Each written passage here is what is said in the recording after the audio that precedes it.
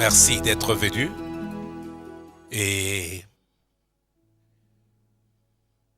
c'est un culte merveilleux. Mais voici la question que je vous pose. Vivez-vous dans une maison qui est divisée? Je sais qu'il y a un père, je sais qu'il y a aussi une mère, mais il y a la division. Demandez à votre voisin, vivez-vous dans une maison divisée?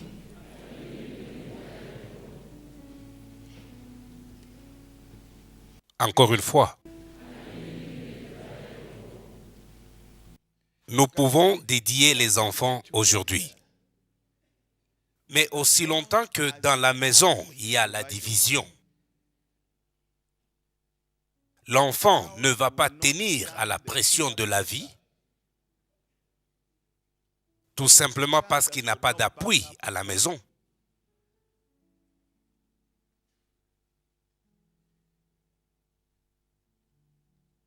Votre enfant va s'engager dans de mauvaises relations parce que c'est ce qu'il voit dans la maison.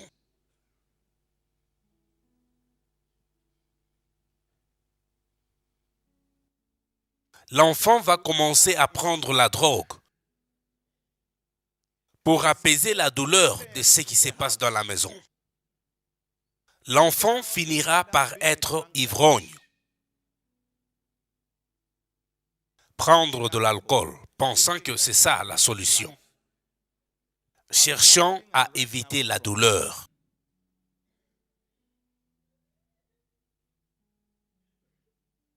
Tout ce que vous voyez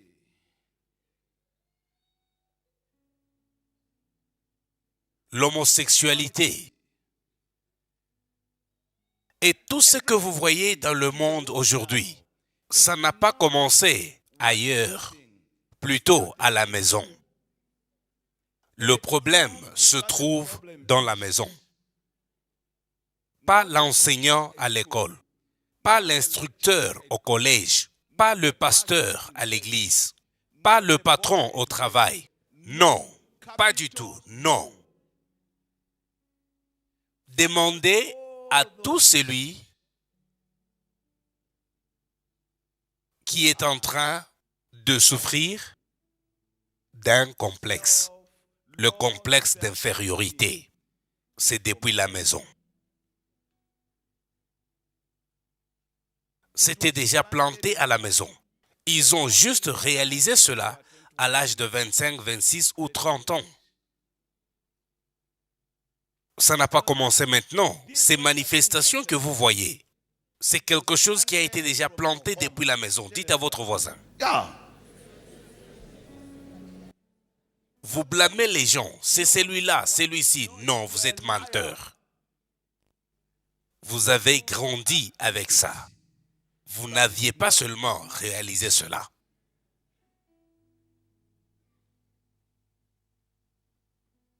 Un homme peut être un bon pourvoyeur à la maison, mais s'il est confus, c'est cette confusion qui va se manifester, pas la providence. Vous comprenez? Pas la providence. C'est la confusion du mari dans la maison qui va contaminer les enfants.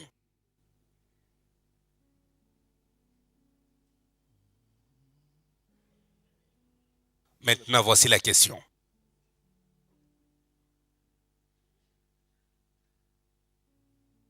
Vivez-vous dans une maison où il y a la division?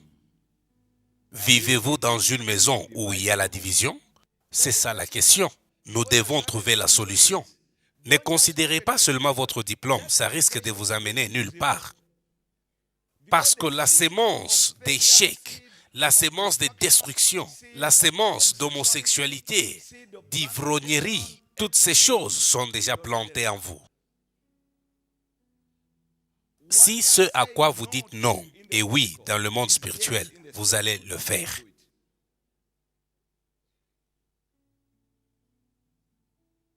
C'est bien de dédier les enfants.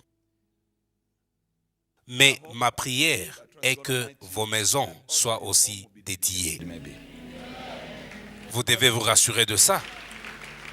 Ce n'est pas seulement le travail de l'Église. Ce n'est pas seulement le travail de l'enseignant ou la police. Ce n'est pas le travail de quelqu'un d'autre. L'échec que nos enfants connaissent commence à la maison.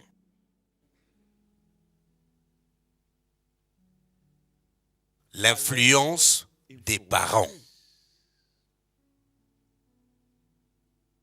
L'influence des parents. Alors, il ne faut pas seulement avoir des enfants. Réfléchissez. Laissez-moi vous dire ceci. Pour un enfant, vous êtes le premier Jésus qu'il voit. Maintenant, êtes-vous le vrai Jésus ou le faux dans la maison? Demandez à votre voisin, dans votre maison, vous êtes le premier Jésus que l'enfant voit. Êtes-vous le vrai Jésus ou le faux? Si vous prêtez attention aujourd'hui, vous pouvez être la dernière personne dans votre génération qui mènera une vie de pauvreté. Dites à votre voisin. Nous ne faisons que blâmer tout le monde. Prenons cet exemple. Un enfant qui n'avait jamais vu un ivrogne à la maison. Il va pleurer lorsqu'il en verra un. Parce qu'il ne sait pas comment accommoder un ivrogne. Il n'en avait jamais vu. Et il sera très désolé. Mais dans une maison où l'ivrognerie est le mode de vie, cet enfant, à l'âge de 15-16 ans, il va aussi goûter. Il est déjà exposé, il va goûter l'alcool. N'est-ce pas? Vous pouvez blâmer n'importe qui, mais toutes ces habitudes que vous avez sont en vous. Arrêtez d'accuser les autres. Les parents, nous devons nous repentir aujourd'hui devant nos enfants. Nos enfants sont comme ceci à cause de papa et maman, pas quelqu'un d'autre. Je vous dis la vérité. Il n'y avait pas de direction, pas de confort, il n'y avait pas de vrai amour. Habillez votre fils et votre fille, juste pour bien paraître, sans toutefois savoir comment ils se sentent. C'est la stupidité. Juste se contenter de l'apparence, sans toutefois comprendre leurs émotions, sans toutefois comprendre leurs sentiments, c'est la stupidité. C'est pourquoi maintenant elles s'habillent pour aller dans des boîtes de nuit. Ils s'habillent pour prendre la cocaïne. Ils vont s'habiller et aller dans de mauvaises voies parce qu'à l'intérieur, ils sont vides. Vous comprenez? Vrai ou faux? Mais qui est-ce que nous blâmons? Pardon? Les autres? Comment? Viens ici. Admettons que c'est ma fille. Viens aussi. Si je sais que celle-ci fume, soit elle prend de l'alcool, ou elle aime les soirées, je vais retirer ma fille. Si, parce que j'ai une vision pour ma fille, je n'ai pas de vision pour celle-ci. C'est l'enfant de quelqu'un d'autre. Je vais retirer ma fille en lui disant que je sais que tu aimes ton ami, mais je vois au-delà de 4 à 10 ans. Écoute-moi.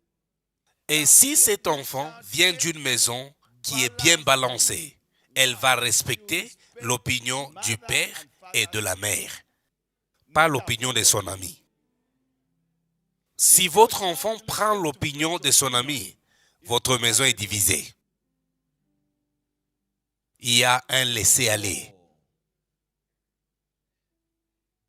Le Seigneur dit, celui qui a la division en lui est instable dans toutes ses voies.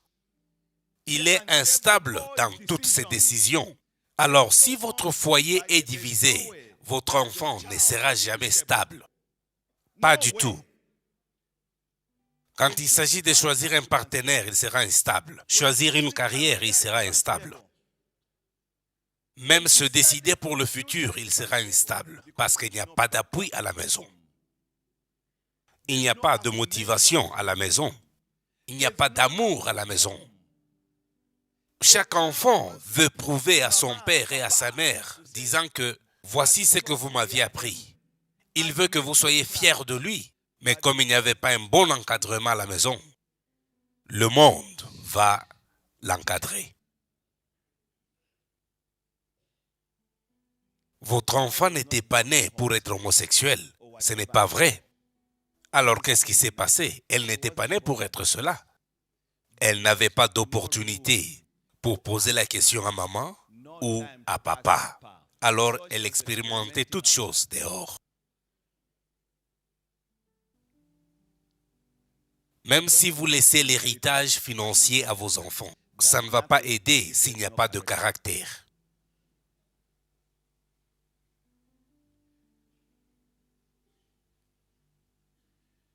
Pourquoi si vous posez une question à un garçon ou une fille, veux-tu être comme ta mère? Elle dit non. Veux-tu être comme ton père? Il dit non. Demandez à votre voisin. Si les enfants refusent, mais si c'est balancé, il dira je vais être comme mon père. Beaucoup des enfants ne veulent pas être comme leurs parents. Pourquoi? Vous êtes l'un de ses parents. Tu ne veux pas être comme ton père. Tu ne veux pas être comme ta mère. Pourquoi?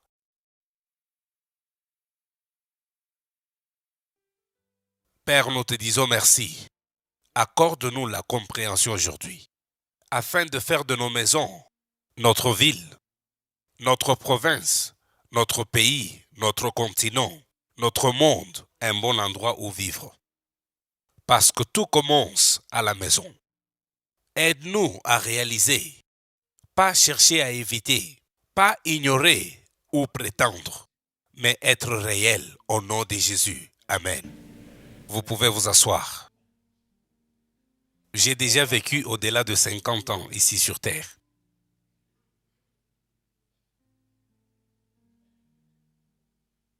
Et j'ai vu beaucoup de choses par la grâce de Dieu. J'ai vu des gens être détruits.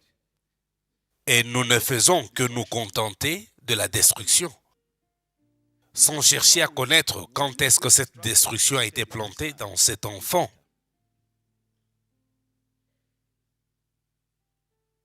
Nous venons des familles où il n'y avait pas le vrai amour.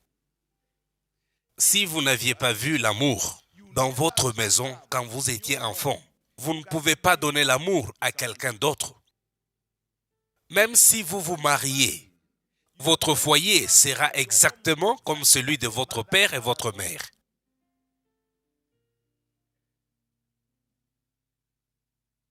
Vous avez grandi dans une maison où il n'y avait pas l'amour. Il n'y avait que l'intimidation, la mésentente, il y avait la colère et la manipulation. C'est tout ce que vous connaissez. C'est ce que vous connaissez. Et comme vous avez grandi de cette façon, maintenant c'est exactement ça que vous manifestez 2 fois plus.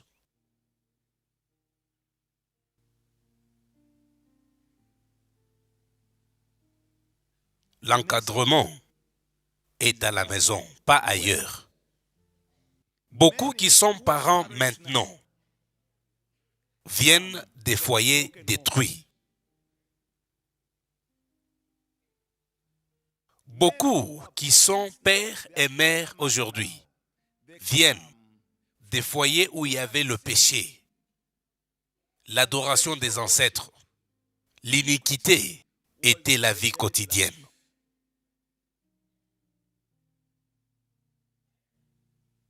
La vie quotidienne.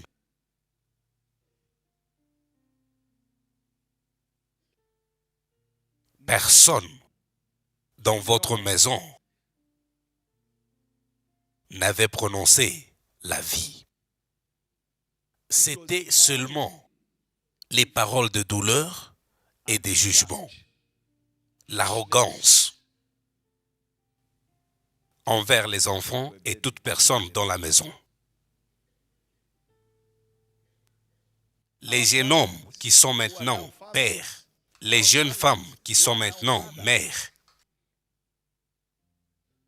durant leur croissance jusqu'à l'âge de se marier, ils n'ont expérimenté que la douleur, les blessures dans le toit paternel,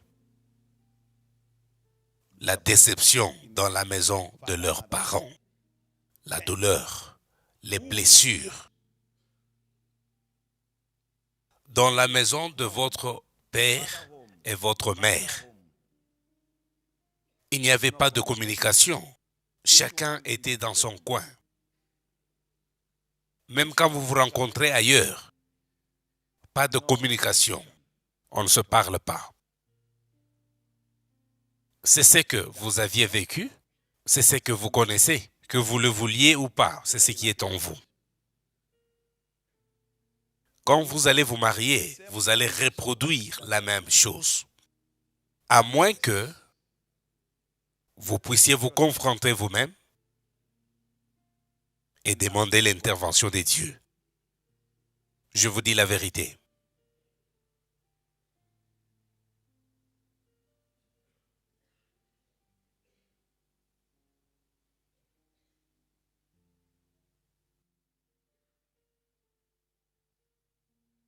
Vous grandissez dans la douleur. Vous grandissez avec des blessures. Même les petits-enfants que vous voyez aujourd'hui, si le foyer est divisé, nous pouvons dédier les enfants à Dieu, mais l'enfant sera blessé par le père ou la mère. Parce que dans la maison, la température n'est pas constante. Demandez à votre voisin, avez-vous une température constante dans votre maison? Posez encore cette question. Discutez maintenant. Je vous dis la vérité. Est-ce que la température est constante dans votre maison? C'est toujours froid ou c'est toujours chaud? Demandez à votre voisin. C'est comme ça que vous encadrez vos enfants. Il n'y a pas une bonne température pour que cet enfant puisse bien grandir. Soit c'est froid ou c'est chaud. Cet enfant va grandir départagé. C'est pourquoi à un certain âge, ils veulent aller ailleurs. Ils vous cachent ce qu'ils font. Vous allez découvrir quand c'est déjà trop tard.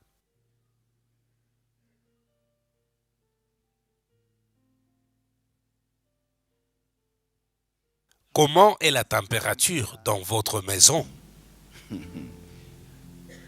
C'est ça le problème. Deuxièmement, avez-vous une vision pour tous ces enfants? Vos parents, avez-vous une vision pour votre fille? Une vision pour votre fils? Quel genre de fille voulez-vous avoir? Quel genre de garçon voulez-vous avoir? La vision.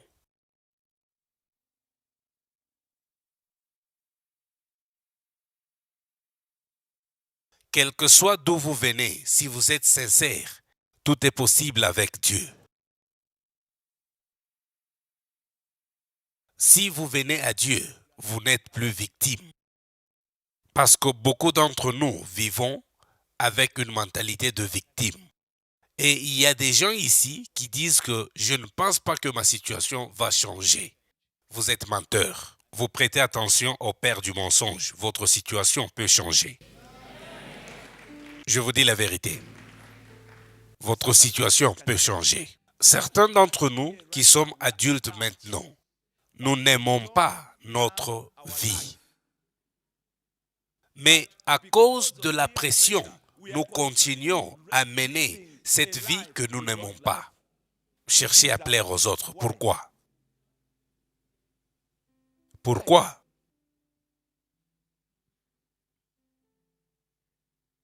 Tenez-vous tous debout et dites ceci. Cette malédiction ne va pas continuer dans ma famille. Priez! Priez et dites, cette malédiction ne va pas continuer dans ma famille au nom de Jésus. Continuez à prier et briser cette malédiction.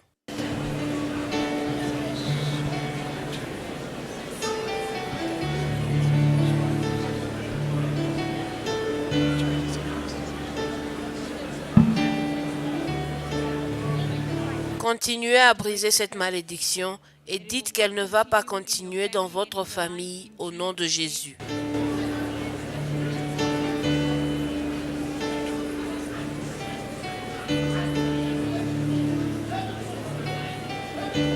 Au nom puissant de Jésus-Christ, nous avons ainsi prié.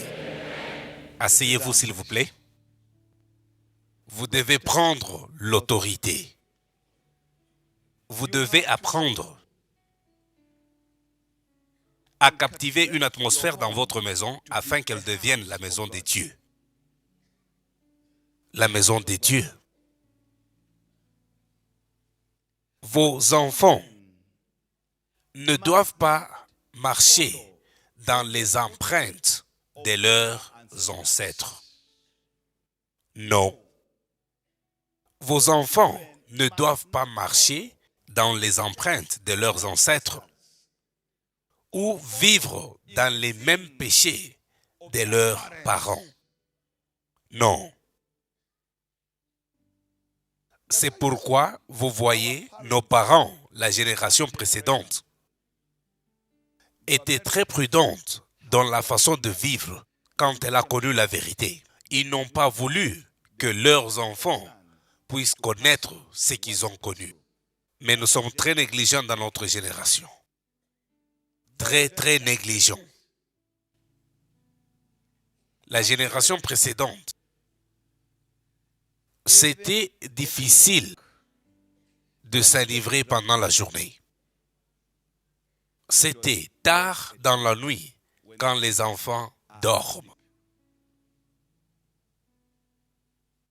Ceux de ma génération, voici ce que je veux dire. S'il arrivait qu'on rencontre un ivrogne pendant la journée, on s'est moqué de lui parce que c'était bizarre, vrai ou faux? Voilà.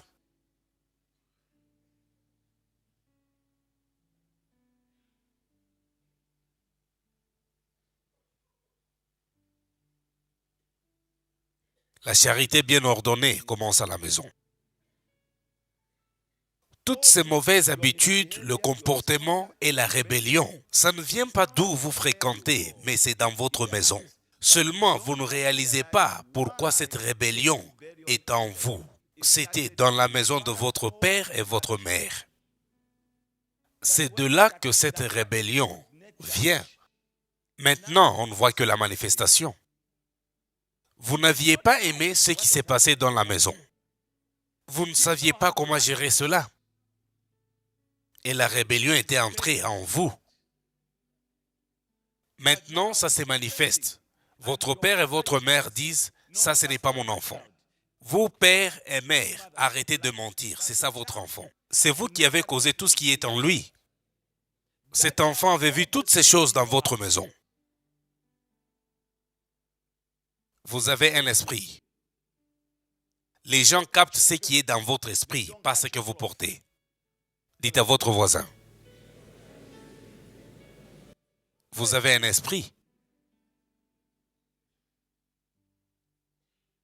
C'est pourquoi quand vous dites à votre enfant, arrête de fumer, mais vous-même vous fumez, votre enfant va fumer. Il avait entendu quand vous lui avez dit d'arrêter de fumer, mais l'esprit en lui veut fumer. Si nous aimons réellement nos enfants, nous ne pouvons pas nous comporter de cette manière. Je vous dis la vérité, parce que vous savez que vous voulez laisser l'héritage. Ça n'a rien à voir avec les habits. C'est plutôt le caractère. Je veux laisser ma nature dans mon enfant. Ce qui fera que l'enfant se souvienne de vous, c'est les moments que vous avez passés ensemble. Le moment que vous vous êtes partagé le chocolat. Le moment que vous avez joué avec lui au foot, le moment que vous êtes allé au cinéma avec lui, le moment que vous étiez partis ensemble acheter les légumes. Ce sont là les moments mémorables pour l'enfant, pas les vêtements. Une telle griffe, c'est inutile.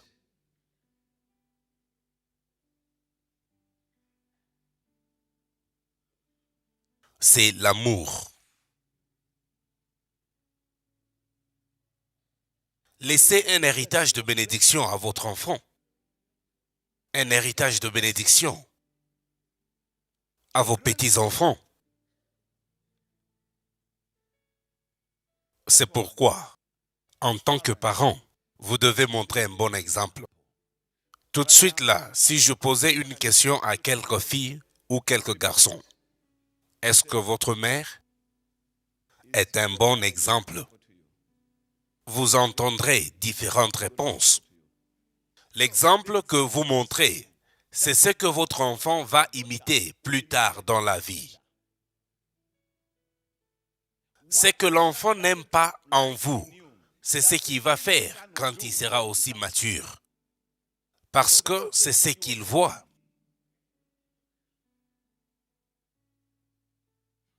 Êtes-vous un bon exemple? Êtes-vous un bon exemple pour vos propres enfants?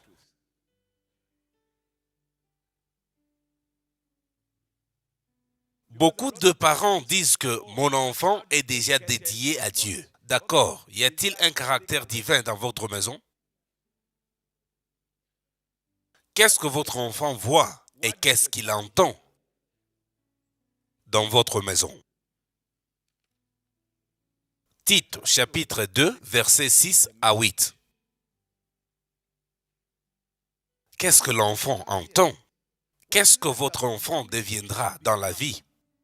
Lisez s'il vous plaît. Tite 2, versets 6 à 8. Exhorte de même les jeunes gens à être modérés, te montrant toi-même à tous égards un modèle de bonnes œuvres. Te montrant toi-même un modèle.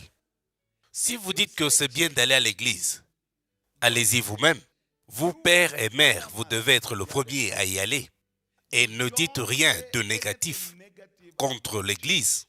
Rien de négatif contre les membres de l'église. Sinon, vous allez planter du négatif dans votre enfant et Satan prendra l'avantage sur votre enfant à cause de ce que vous aviez dit dans la maison. Montrez un bon exemple même dans vos paroles. Pas critiquer, rien du tout. Rien du tout. Après que vous soyez parti, que l'enfant dise « Je n'avais jamais entendu mon père critiquer qui que ce soit. Je n'avais jamais entendu ma mère dire du négatif à propos de quelqu'un. » C'est comme ça qu'ils doivent grandir. C'est ça l'héritage. Alors quand ils vont entendre quelqu'un dire du négatif de quelqu'un d'autre, ils vont se retirer. Parce que dans leur nature, il n'y a pas du négatif. Ils ne diront rien. Ils vont seulement se retirer. Ce garçon ou cette fille, quand elle grandira, tous ses enfants iront à l'église. Rien ne va leur bloquer. Pas de barrière. Continuez à lire. Et donnant un enseignement pur, digne, une parole saine, irréprochable, afin que l'adversaire soit confus, n'ayant aucun mal à dire de nous. Et voilà, pas dire n'importe quoi dans la maison. De cette manière, même si Satan veut voler votre enfant, l'enfant dira que je n'ai pas été élevé de cette manière. Je n'avais pas vu ceci dans mon père. Je n'avais pas vu ceci dans ma mère. Qu'est-ce qui me prend? L'enfant va vite le réaliser, ce qui n'est pas le cas aujourd'hui. L'enfant apprend beaucoup de choses de son ami et il est blessé. Il est blessé. Ce que vous désirez que votre enfant soit commence à la maison, pas à l'école. Tout ce que vous désirez que votre enfant soit, papa et maman, ça commence à la maison. À la maison.